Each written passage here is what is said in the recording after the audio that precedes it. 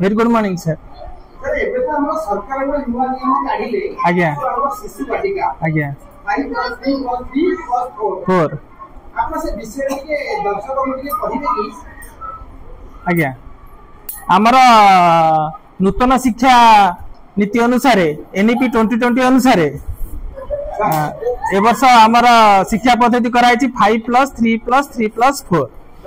जो 5+ रे जो आमर थिला शिशु बाटिका 1 शिशु बाटिका 2 शिशु बाटिका 3 ताको जो शिशु बाटिका जो आमर थिला प्री स्कूल 1 2 3 जो प्री स्कूल 3 को शिशु बाटिका रूप ए वर्ष प्रथम करी आमर प्राथमिक विद्यालय मानकर सेटा अटैच करा हैछि आ ए वर्ष प्रथम करी आमर शिशु बाटिका पिला माने जो मानकर बयस 5 वर्ष प्लस हैछि से माननको एडमिशन दिया जाइछि। आम विद्यालय मध्य प्राय 10 रु 12 जन पिला आसिकरी एडमिशन कलेनी तेणु नूतन शिक्षा नीति अनुसार ए वर्ष आमर शिशु बाटिका खोला हैछि। आज्ञा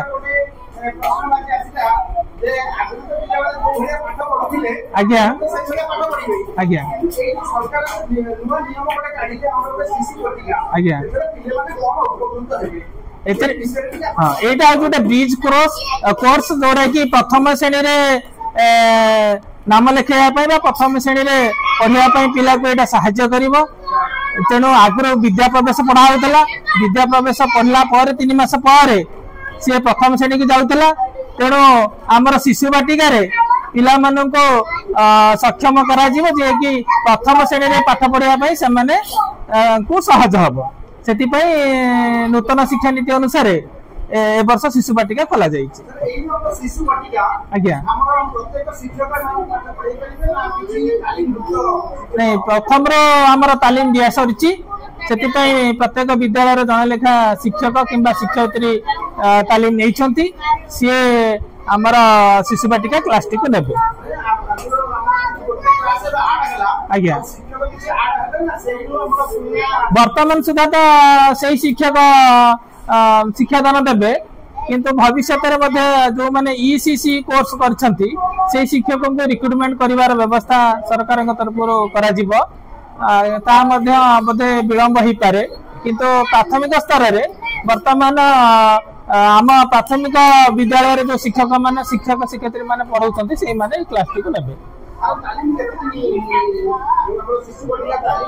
सेटा तालीम दिया 5 दिनिया दिया मु आरपी थी डाइट रे ट्रेनिंग नहीं कि आसली आमर ब्लॉक स्तर रे सब शिक्षक मानक शिशु बाटिका ट्रेनिंग मु देइथिली जहाँ अभिज्ञता रही एटा गोटे सरकार भल योजना जहाँ फलप्रद हो पारे शिशु माने शिक्षा क्षेत्र में अधिक उन्नति हो पारे।